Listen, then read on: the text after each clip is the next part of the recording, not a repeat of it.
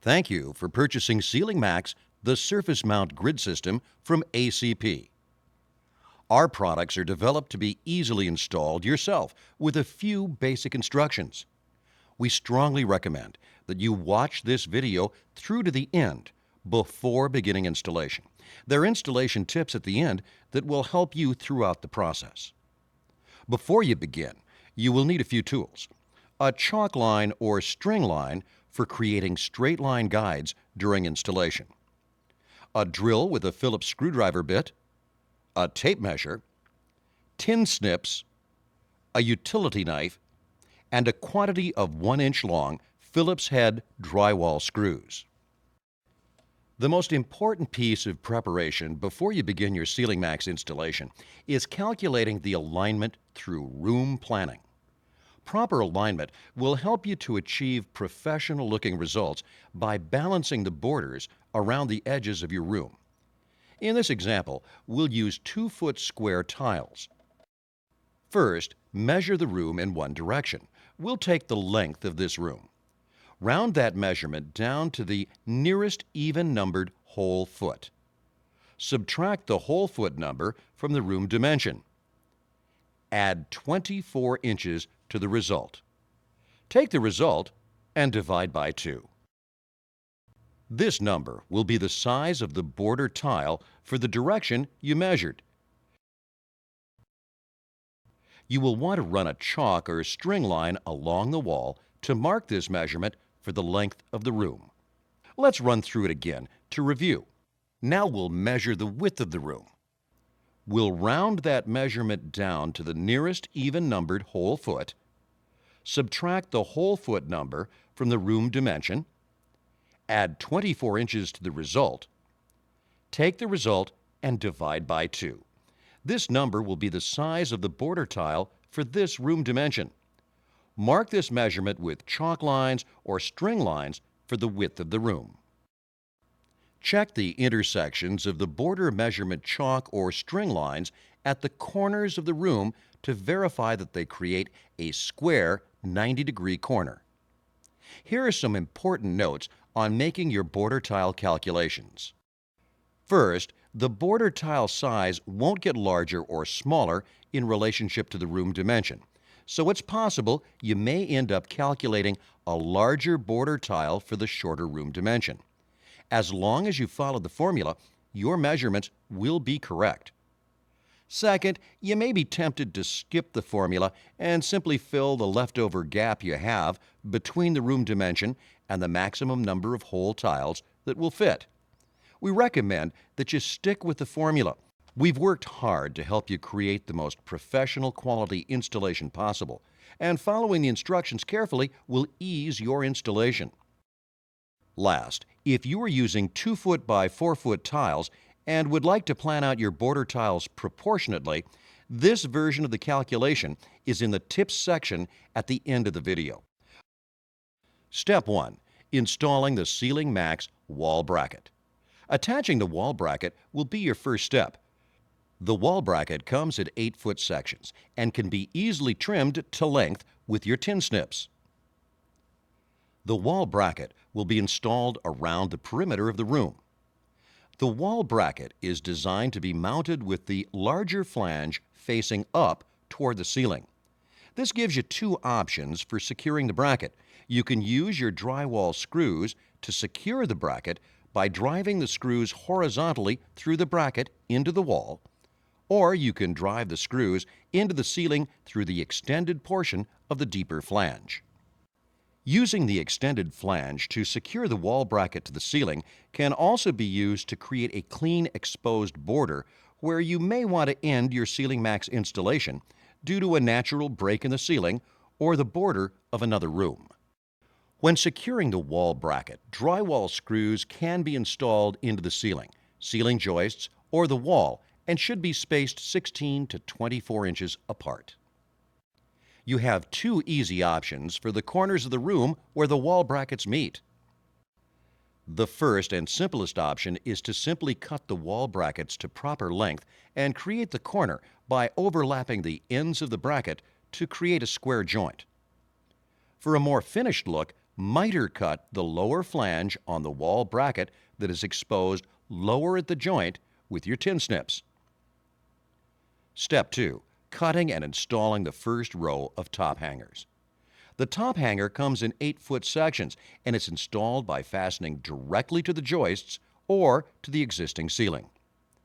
Top hangers are best installed following the long dimension of the room unless you are installing your CeilingMAX system directly over ceiling joists, in which case the top hangers must be oriented perpendicular to the joists.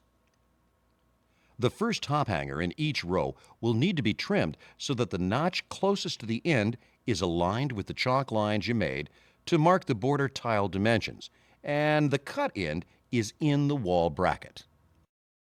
If the border measurement is more than 12 inches, use the second notch to measure the location of your cut.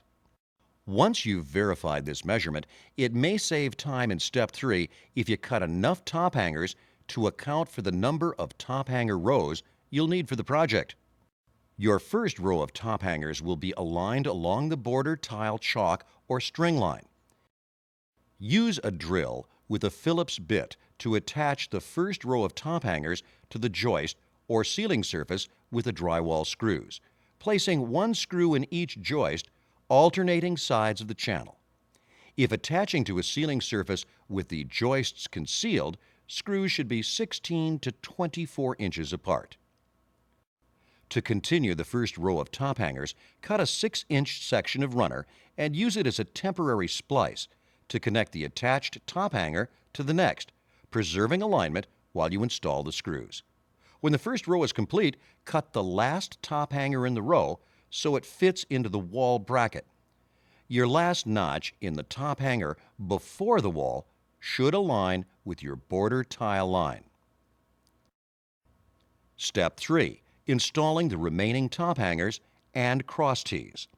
The cross tee is manufactured to be the proper length and is installed perpendicular to the top hanger to create grid support. Using the pre-cut top hangers from step 2, align the first notch with the cross tee dry line. Use a cross tee as a spacer to determine the position of the next top hanger. Place one end in the notch of the previously installed top hanger and the other end in the matching notch of the next row of top hangers. Make certain that both ends of the cross tee fit snugly into the notches. Attach the top hanger as in step 2 and continue to install cross tees as you go to maintain proper spacing for the entire run. Cut the last top hanger to fit into the wall bracket as you did for step 2. Repeat these steps to continue installing top hangers and cross tees. When all the rows are installed, measure, cut, and install the first and last row of cross tees, resting the cut ends in the wall bracket. It's important that you do not install the last cross tee in the border rows until step 4. Step 4. Cutting and placing border tiles. Starting where the first top hanger was installed, cut ceiling tiles to fit each location using your utility knife and slide each one into the wall bracket. When using revealed edge tiles, you'll need to create a notch along the cut edge so that the tile will lay flat. After measuring the notch around the manufactured edges of the tile, use your utility knife to make 2 cuts in the tile to form the revealed edge on the trimmed side. Using a straight edge, such as a metal ruler, will help give you professional results. Rock the cross tee slightly as you insert the tile. When the last ceiling tile in the border row is correctly cut to size and in place, install the final cross tee. Step 5. Locking in the runner. The runner is 8 feet long and snaps into the top hanger, completing the grid system and locking the ceiling tiles in place. Install the full ceiling tiles for your ceiling by tilting the cross tee and resting each tile in the grid system. As you finish installing each row of ceiling tiles, snap the runners into the top hangers to complete the grid. Start with full-length runners and cut the last runner in each row as required for room length. Here are some tips for specific installations. Tip number 1.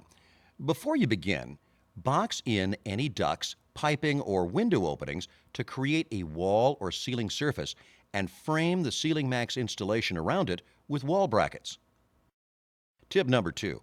Light fixtures can be installed or adjusted to align with the CeilingMAX grid system.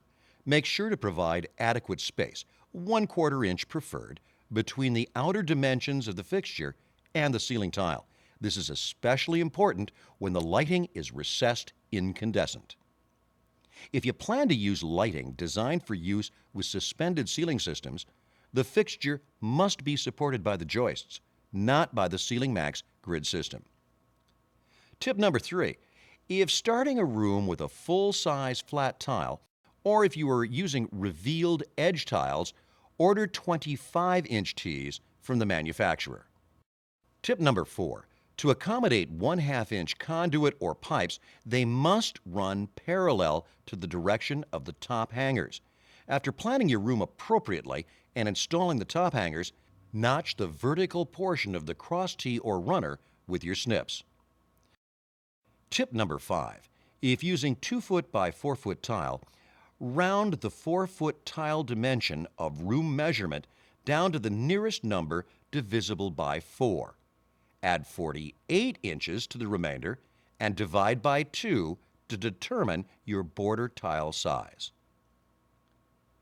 Tip number 6. If your existing ceiling is not level, we recommend you fur the ceiling or place shims between the top hangers and the mounting surface to level the run. If the adjustment is minimal, you can back out the screws in the top hangers.